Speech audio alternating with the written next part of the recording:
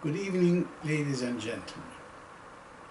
It's a great honor and a great privilege to address you and the rest of the world on the occasion of the Christmas or the birthday of Jesus, which is on the 6th and the 7th of January. And the occasion this year is 2015. Quite a long time. Quite an honorable time. And the situation is unique, that Jesus, peace be upon him, was born in Bethlehem, but he was threatened in his life, and his mum, Virgin Mary, was frightened for his well-being, and they had to leave the country and come and stay in the land of Egypt for 3 years and 11 months. And on this occasion, as you can see from the picture, we're saying that they are coming to visit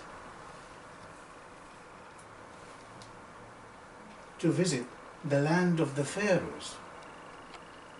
And this is the land of the Pharaohs. And they came through the east from Sinai and went round on the delta and then followed the Nile down until the Maharra temple. So this is the picture of Virgin Mary, and this is the blessed child Jesus, peace be upon him, and this is Joseph, the carpenter. This picture is a memorial picture. It's present in the Coptic Museum. It's not just a picture that somebody drew.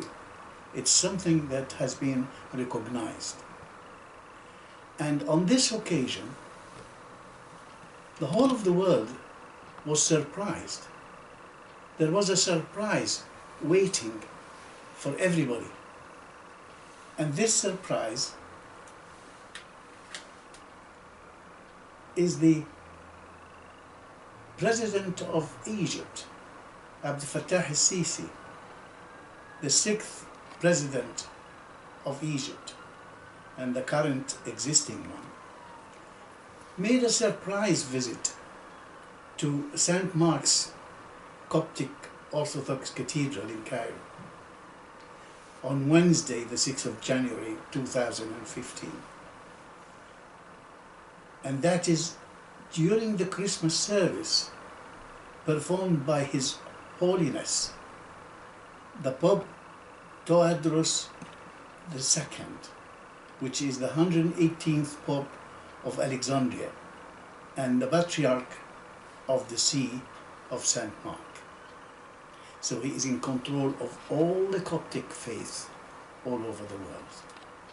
So he came and surprised the people in the cathedral, celebrating the birthday of Jesus. And then what happened? So President Sisi surprised the audience, and he was addressing really not just the people in the cathedral, but the whole people of Egypt, in fact the whole world. He said, I just want to say something. Excuse me. Of course, they all excited and surprised. He was on Kuwait, and he came by air, and he came to Cairo airport and surprised everybody in the cathedral. And he said, I just come to say Kul Sana wa Antum Tayyibin, means many happy returns of the day. So that's why he came.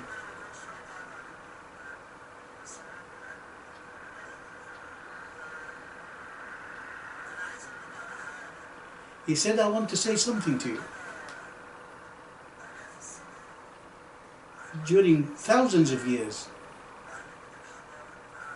Egypt have taught civilization to the world.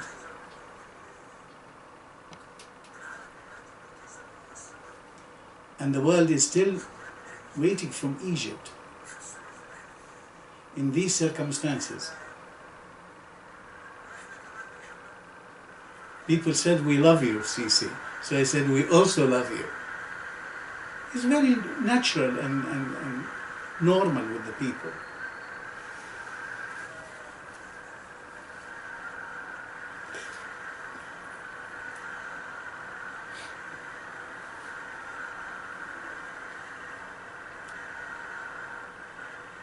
People are cheering for him.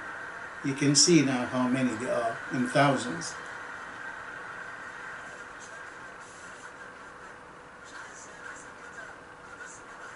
We don't want to upset the Qadast al-Baba. Let me say something to you.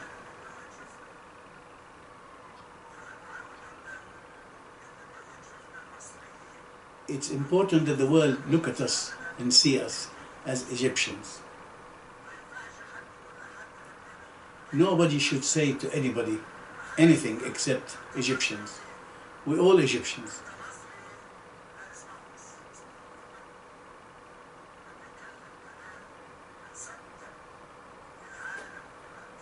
We're talking now, exporting all what we're saying to the world.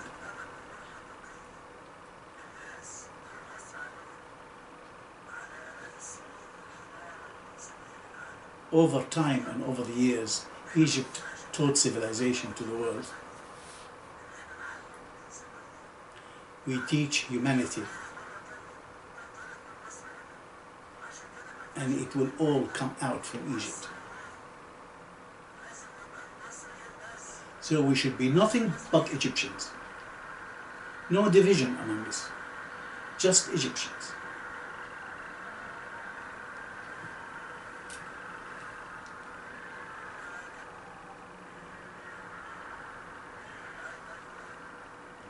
Yes, he agreed with them, we should all be one hand.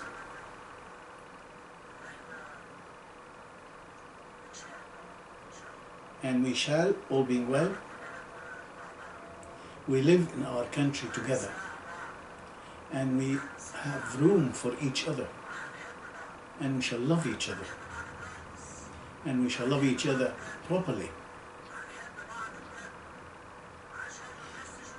so that people can see.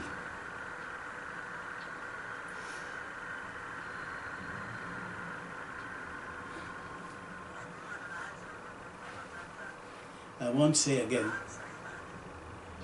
many happy returns for you.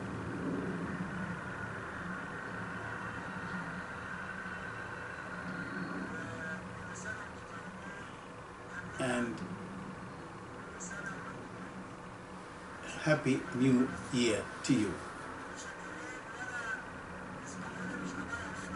I shall not waste time anymore for your prayers, and I don't want to upset the Pope with us. So this is the speech that President Sisi have delivered on this occasion.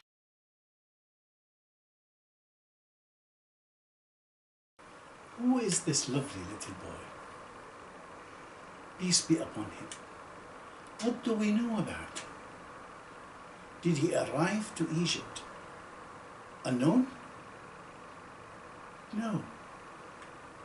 Allah subhanahu wa ta'ala said, إذ قالت الملائكة يا مريم إن الله يبشرك بكلمة منه اسمه المسيح عيسى ابن مريم وجيها في الدنيا والآخرة ومن المقربين. Behold, the angel said, O Mary, Allah giveth thee glad tidings of a word from him. His name will be Jesus Christ, the Son of Mary, held in honor in this world and the hereafter, and of the company of those nearest to Allah. And then There's a great big long part of the Quran that speaks about the nativity of Jesus, peace be upon him, in the Holy Quran. And the story goes, واذكر في الكتاب مريم إذ انتبذت من أهلها مكانا شرقيا فاتخذت من دونها حجابا فأرسلنا إليها روحا فتمثل لها بشرا سويا قالت إني أعوذ بالرحمن منك إن كنت تقيا قال إنما أنا الرسول ربك لأهب لك غلاما ذكيا قالت أن يكون لي غلام ولم يمسسني بشر ولم أك بغيا قال كذلك قال ربك وهو عليه هين ولنجعله آية للناس ورحمة منا وكان أمرا مقضيا فحملته فانتبذت به مكانا قصيا فأجاءها المخاض إلى جذع النخلة قالت يا ليتني مت قبل هذا وكنت نسيا منسيا فناداها من تحتها ألا تحزني قد جعل ربك تحتك سريا وهزي إليك جذع النخلة تساقط عليك رطبا جنيا فكلي واشربي وقري عينا فإما ترين من البشر أحدا فقولي إني نظرت للرحمن صوما فلن أكلم اليوم إنسيا فأتت به قومها تحمله قالوا يا مريم لقد جئت شيئا فريا يا أخت هارون ما كان أبوك امرؤ سوء وما كانت أمك بغيا فأشارت إليه قالوا كيف نكلم من كان في المهد صبيا قال إني عبد الله آتاني الكتاب وجعلني نبيا وجعلني مباركا أينما كنت وأوصاني بالصلاة والزكاة ما دمت حيا وبرا بوالدتي ولم يجعلني جبارا شقيا والسلام علي يوم ولدت ويوم أموت ويوم أبعث حيا. The translation of all this is present in the text here, and it says that relate in the book the story of Mary when she withdrew from the family to a place in the east. She placed a screen to screen herself from them. We sent to her our angel, and he appeared before her as a man in all respects. She said, I seek refuge from thee to Allah, most gracious, come not near, if thou doesn't fear Allah. He said, nay, I am only a messenger from the Lord to announce to thee the gift of a holy son. She said, how shall I have a son, seeming that no man has touched me, and I am not unchaste. He said, so it will be thy Lord saith, that is easy for me, and we wish to appoint him a sign unto men and a mercy from us. It is a matter of decreed. It's a matter decreed. So she conceived him, and she retired with him to a remote place, and the pains of childbirth drew her to the trunk of a palm tree. She cried in her anguish, ah, would that I had died before this, would that I had been a thing forgotten and out of sight. But a voice cried to her, the voice of Jesus, cried to her from beneath the palm tree, grieve not, for the Lord hath provided a rivulet beneath thee, and shake towards thyself the trunk of the palm tree, it will let fall fresh, ripe dates upon thee. So eat and drink and cool thine eye, and if thou dost see and man say, I have vowed a fast to Allah most gracious, and this day will I enter into no talk with any human being. At length she brought the baby to her people carrying him in her arms. They said, O Mary, O Mary, truly an amazing thing hast thou brought. O sister of Aaron, thy father was not a man of evil, nor thy mother a woman unchaste. But she pointed to the babe. They said, How can we talk to one who is a child in the cradle? Jesus said, I am indeed a servant of God. He hath given me revelation and made me a prophet, and he hath made me blessed wherever I be, and hath enjoined on me prayer and charity as long as I live. He hath made me kind to my mother, and not overbearing or miserable. So peace is on the day I was born, the day that I die, and the day that I shall be raised up to life again. So that is Jesus. So Jesus came to Egypt, not an unknown character. A little boy with many miracles. He spoke in his cradle, and he addressed his mother.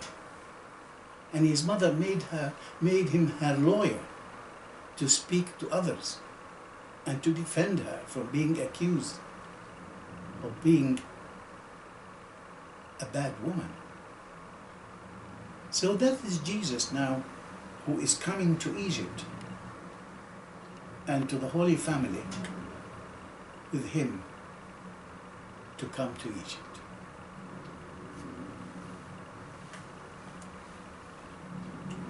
What is Egypt? Well, was it a normal country? No, it was the most advanced country in the world, with science, with religion, with statues, with all sorts of things.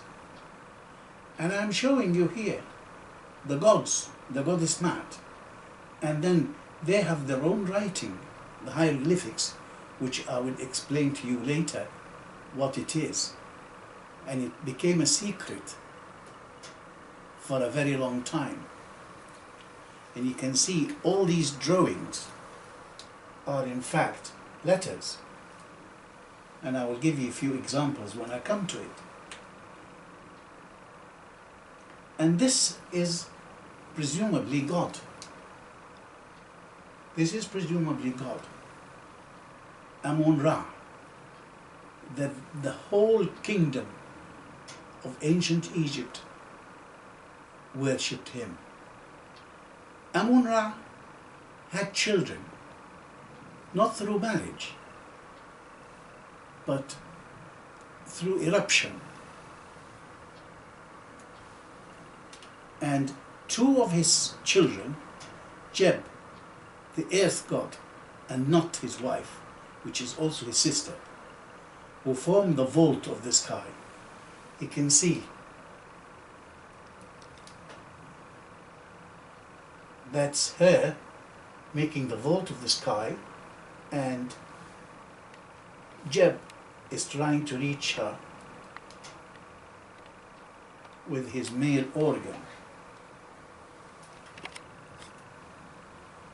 And this is Osiris and Isis. This is again the children of Ra. And Osiris was killed and damaged into 14 pieces. And Isis looked for all these pieces and put them all together. And sent Osiris to the sky to become a star. Actually, a series of stars. I will mention them later on. I will show you their picture. And she stayed in the sky eventually when she finished under a separate name called Sirius. And this is the key of life, which is very famous for Egypt.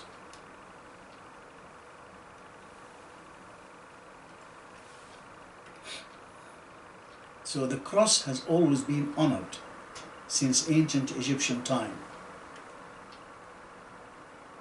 And this is Isis with her wings.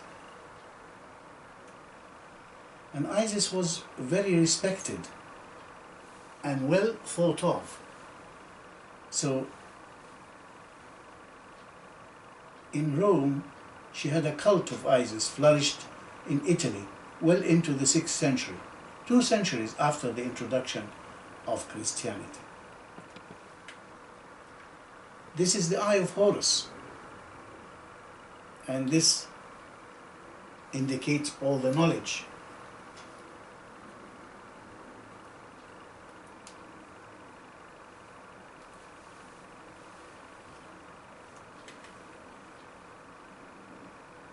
And Osiris surrendered his spirit when he died, and he was made into pieces which Isis have collected and put them together.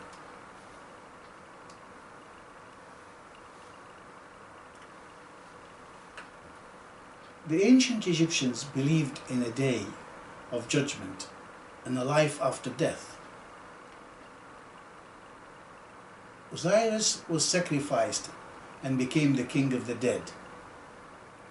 And what does happen to people after death?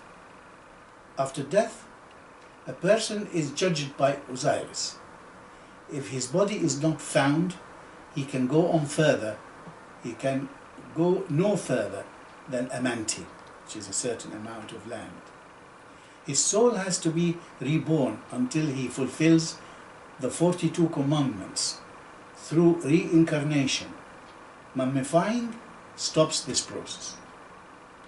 The perfect soul becomes a star and sails across the skies and joins Orion. Orion is the star that makes Osiris, and Sirius is the star of his wife Isis. And you can see they have used to mummify human beings to allow them to live after death. It was a very important move. And Thoth is the god of knowledge. In fact, our company for publication is called Thoth Publication, and we chose it because he was the god of knowledge. And as you can see, one of his functions was to record the weighing of the heart, to calculate the good things that a human being can do. And of course, everybody knows the pyramids, and the pyramids register the exact position of the celestial gods. And you can see Osiris is Orion, is the three, is this the three stars and with the tail. And Isis is on the left hand side, is in the star which is called Sirius. And there were servants for the Nile. So there were gods for the Nile that belongs to Sirius. The ancient Egyptian gods, part of their function was creation. So the god Khnum is now here in front of you trying to create Queen Hatshepsut, which I will show you its tomb later on.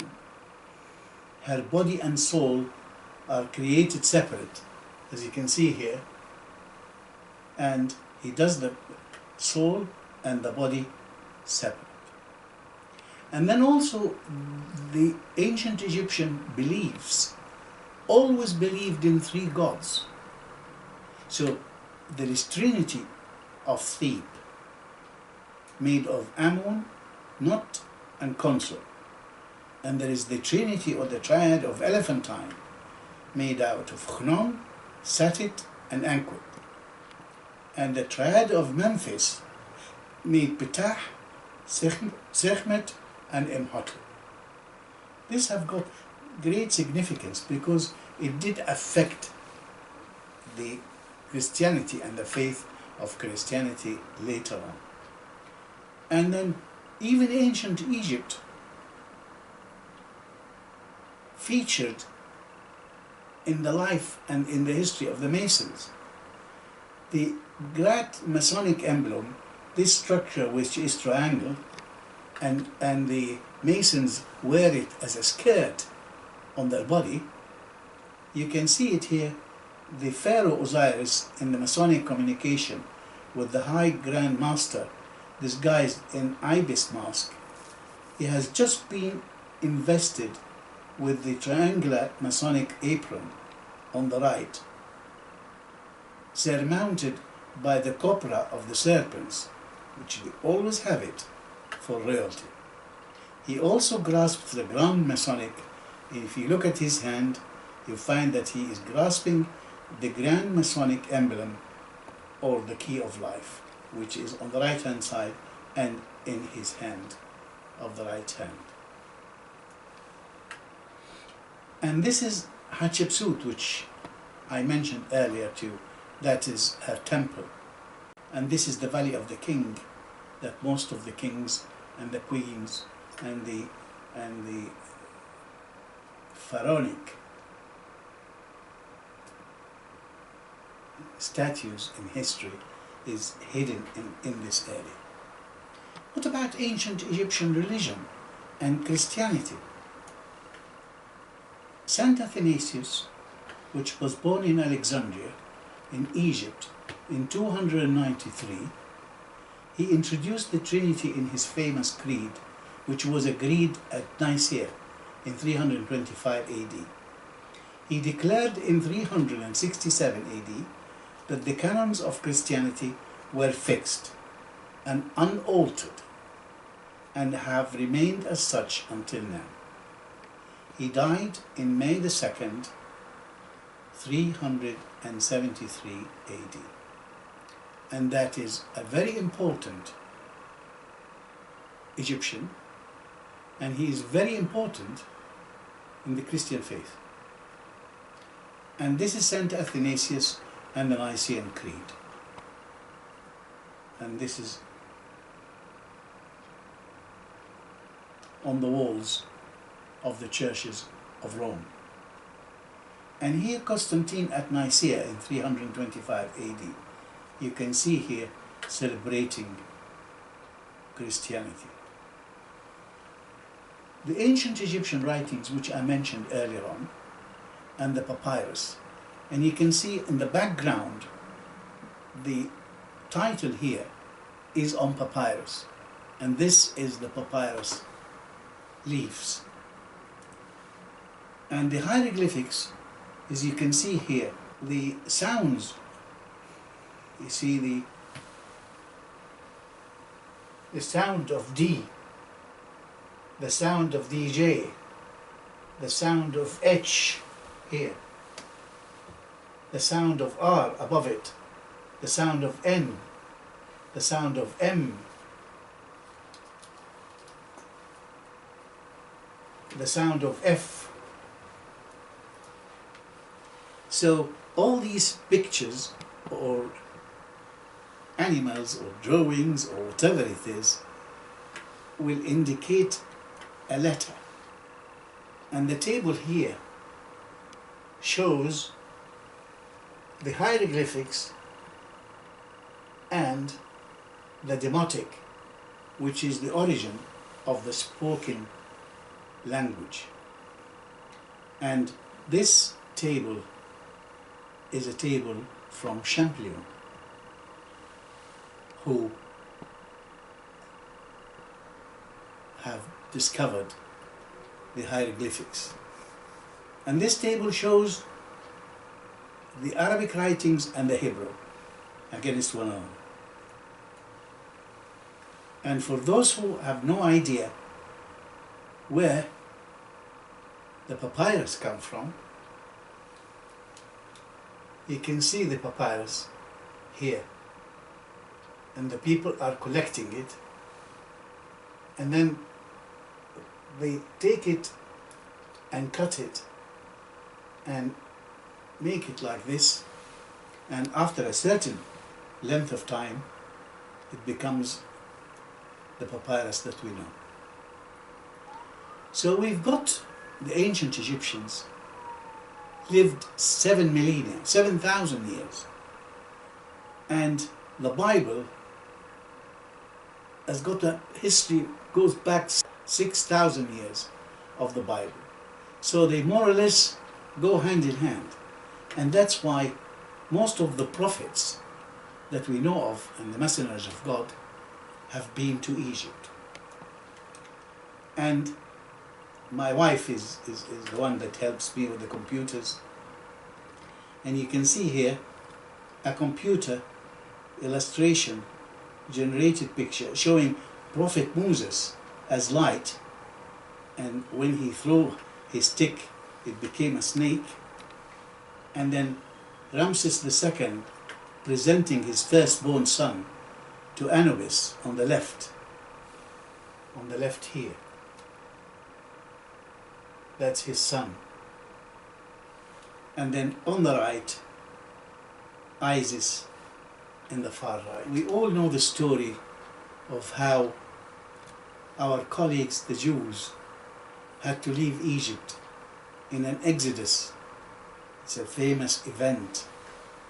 And that famous event is mentioned in many holy books, including the Quran. And again, my wife have volunteered to make a picture to show the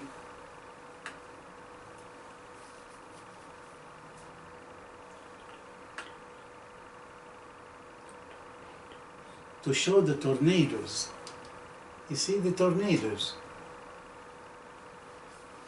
And she presented this when we're talking about how Moses took the Jews out, and we assumed that there were 13 tornadoes to make 12 passages, a passage for each of the tribes of Israel. And then, in spite of all this, there was also a Unitarian belief in ancient Egypt. So,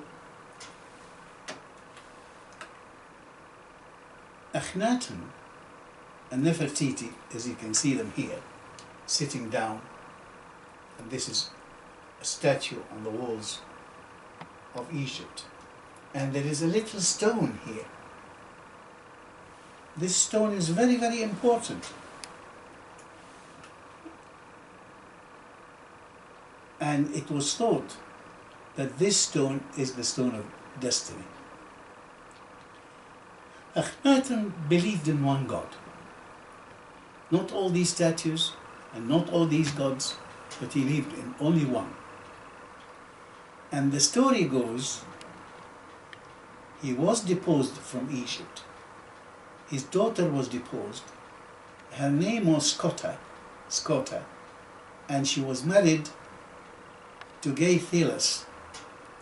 They immigrated to Spain, then to Ireland, and named after their eldest son, Hyper, who later invaded a land which he called Scotland, after his mother's name, Scota. They carried the stone of destiny, which formed the throne of many kings and queens. Not only Egypt was endowed by all these religions and faiths and things like that, they were also very advanced in surgery and medicine, in all the treatments that you could think of. And an operation here which is of circumcision is started by the ancient Egyptians and continued, and their incised relief on the walls was taken from the outer enclosure wall of the temple of Komombo. The depressions are the surgical tools that ancient Egyptians used, and that's how advanced they are. I mean, all this is in one of our books, and my wife and I, it took 12 years to write this book. It's got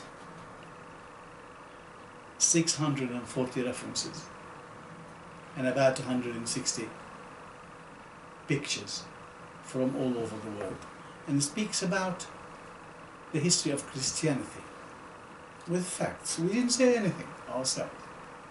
We left people to say their opinion. And unfortunately, it is not available anymore. It's all finished. And the last time I looked last year, you can buy one second hand for £380, which I thought was crazy.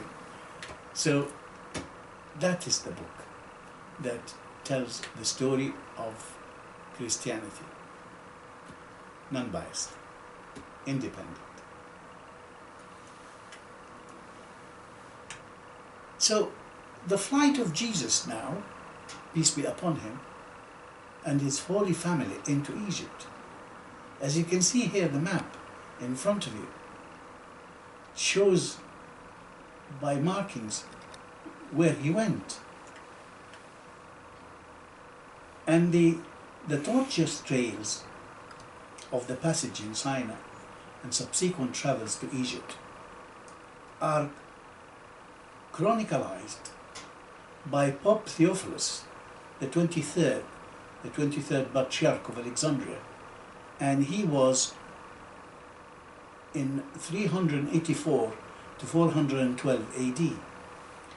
He testified in his celebrated annals that on the eve of the 6th of Hathor, the Coptic month corresponding roughly to November, after long prayer, the Holy Virgin revealed herself to him, and after relating the details of the Holy Family's journey from El Farma in the northeast of Sinai to El Maharra monastery, to the monastery of Maharra in the southern Nile Valley, bade him record what he had seen and heard. So that is the Farma, and that is the Maharra monastery, and the Maharra monastery is an Asyut which is exactly in the middle of Egypt. So that's where the journey went.